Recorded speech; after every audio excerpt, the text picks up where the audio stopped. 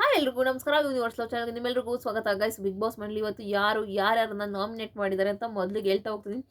Live ಫೀಡಲ್ಲಂತೂ ಮಸ್ತ್ ಅಂದರೆ ಹೇಳೋಕ್ಕಾಗಲ್ಲ, ಆ ರೇಂಜಿಗೆ ಜಗಳಗಳು ನಡೀತಿದೆ. ನಾಮಿನೇಟ್ ಮಾಡೋ ಟೈಮಲ್ಲಿ ಧ್ರುವಂತ್ ರಘು ಇರ್ಬೋದು, ಅಶ್ವಿನಿ ಕಾವ್ಯ ಅವ್ರು ಇರ್ಬೋದು, ಅಶ್ವಿನಿ ಗಿಲ್ಲಿ ಅವ್ರು ಇರ್ಬೋದು, ರಘು ಹಾಗೆ ಗಿಲ್ಲಿ ಇರ್ಬೋದು. ತುಂಬ ಜಗಳಗಳು ನಡೀತಿದೆ. ರಕ್ಷಿತಾ, ಅಶ್ವಿನಿ, ರಕ್ಷಿತಾ, ರಾಶಿಕಾ, ಫುಲ್ಲು ದೊಡ್ಡ ದೊಡ್ಡ ಫೈಟ್ಗಳೇ ನಡೀತಿದೆ ಇವತ್ತು ನಾಮಿನೇಷನಲ್ಲಿ. ಯಾರ್ಯಾರನ್ನ ನಾಮಿನೇಟ್ ಮಾಡಿದ್ದಾರೆ ಅಂತ ಫಸ್ಟ್ ಹೇಳ್ತಾ ಹೋಗ್ತೀನಿ ಬನ್ನಿ.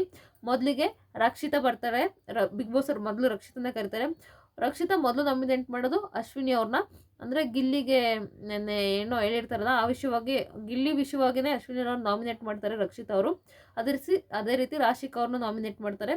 ಇನ್ನು ರಾಶಿಕಾ ಅವರು ಎರಡನೇದಾಗಿ ರಾಶಿಕಾ ಅವ್ರು ಬರ್ತಾರೆ. ಅವರು ರಕ್ಷಿತಾ ಮತ್ತು ಅಶ್ವಿನಿ ಅವ್ರನ್ನ ನಾಮಿನೇಟ್ ಮಾಡ್ತಾರೆ. ರಕ್ಷಿತಾ ಸೇಮ್ ರೀಸನ್ನು ಈಗ ಏನು ಇಟ್ಕೊಂಡಿದ್ದಾರೋ, ಈಗ ರಕ್ಷಿತಾ ಏನು ರೀಸನ್ ಕೊಟ್ಟಿರ್ತಾಳೋ ಅದೇ ರೀಸನ್ ಇಟ್ಕೊಂಡು ರಾಶಿಕಾ ಕೂಡ ರಕ್ಷಿತಾ ನಾಮಿನೇಟ್ ಮಾಡ್ತಾಳೆ. ಅಶ್ವಿನಿ ಅವ್ರನ್ನ ಅವ್ರು ಪಂಚಬ್ಯಾಗ್ ಹೊಡಿತಾರೆ ನೋಡಿ. ಇವು ಲವ್ ಟ್ರ್ಯಾಕ್ ಇನ್ನೊಂದು ಮತ್ತೊಂದು ಸ್ಟಾರ್ಟ್ ಮಾಡ್ಕೊಂಡಿದೆ, ರಘು ತೊಡೆ ಮೇಲೆ ಮಾಡ್ಕೊಳ್ಳೋ ಆ ವಿಷಯವಾಗಿ ರಾಶಿಕಾ ಅವರು ಅಶ್ವಿನಿ ಅವ್ರನ್ನ ನಾಮಿನೇಟ್ ಮಾಡ್ತಾರೆ. ಇನ್ನು ರಘು ಅವರು ಕಾವ್ಯ ಮತ್ತು ಧ್ರುವಂತ ಮಾಡಿದ್ದಾರೆ. ಕಾವ್ಯ ಅವ್ರನ್ನ ఎందుకు ಮಾಡಿದ್ದಾರೆ ಅಂತ ಗೊತ್ತಿಲ್ಲ, ಬಟ್ ಧ್ರುವಂತ್ ಅವ್ರನ್ನ ಅದೇ ನೀನು ಏನು ಕಿದ್ದ ಬಾಕಿದ್ಯಾ, ಎಲ್ಲ ಬರೀ ಸುಳ್ಳು ಹೇಳ್ತೀಯಾ, ನಾನು ಆ ಸಾಧನೆ ಮಾಡಿದ್ದೀನಿ ಈ ಸಾಧನೆ ಮಾಡಿದ್ದೀನಿ ಅದ್ರ ಬಗ್ಗೆ ಮಾತಾಡ್ತಾರೆ. ಇನ್ನು ಧನುಷ್ ಅವ್ರಿಗೆ ಒಂದೇ ಒಂದು ಆಪ್ಷನ್ ಕೊಟ್ಟಿದ್ದಾರೆ, ಯಾಕೋ ಬಿಗ್ ಬಾಸ್ ಅವ್ರಿಗೆ ಗೊತ್ತಿಲ್ಲ. ಧನುಷ್ ಅವರು ಧ್ರುವಂತ್ ಅವ್ರನ್ನ ನಾಮಿನೇಟ್ ಮಾಡಿದರೆ ಡೈರೆಕ್ಟ್ ನಾಮಿನೇಷನ್ ಅಲ್ಲ, ಬಟ್ ಸಿಂಪಲ್ ಆಗಿ ನಾಮಿನೇಷನ್ ಮಾಡೋ ಥರನೇ ಮಾಡಿದ್ದಾರೆ. ಬಟ್ ಅವರು ಒಬ್ರಿಗೆ ಆಪ್ಷನ್ ಕೊಟ್ಟಿರೋದು. ಇನ್ನು ಧ್ರುವಂತ್ ಅವರು ರಘು ಮತ್ತು ರಕ್ಷಿತನ ಮಾಡಿದ್ದಾರೆ. ಇದು ಎಕ್ಸ್ಪೆಕ್ಟೆಡೇ, ಅದೇನೋ ಇದೆಲ್ಲ. ಬಟ್ ಇಲ್ಲಿ ಧ್ರುವಂತ್ ಮತ್ತು ರಘು ಅವ್ರಿಗೆ ಸಿಕ್ಕಾಪಟ್ಟೆ ದೊಡ್ಡ ಜಗಳ ಆಗಿದೆ. ಅದೇ ರೀತಿ ರಕ್ಷಿತಾ ಧ್ರುವಂತ್ಗೂ ದೊಡ್ಡ ಜಗಳ ಆಗಿದೆ ಅಂತಲೇ ಹೇಳ್ಬೋದು. ಇನ್ನು ಕಾವ್ಯ ಅವರು ರಘು ಮತ್ತು ಅಶ್ವಿನಿ ಅವ್ರನ್ನ ಮಾಡಿದ್ದಾರೆ. ಏನು ಗುರು ಇದು, ಇವ್ರು ಮೂರು ಟ್ವಿಸ್ಟ್ ಇದೆ ನೋಡಿ ಹಂಗೆ.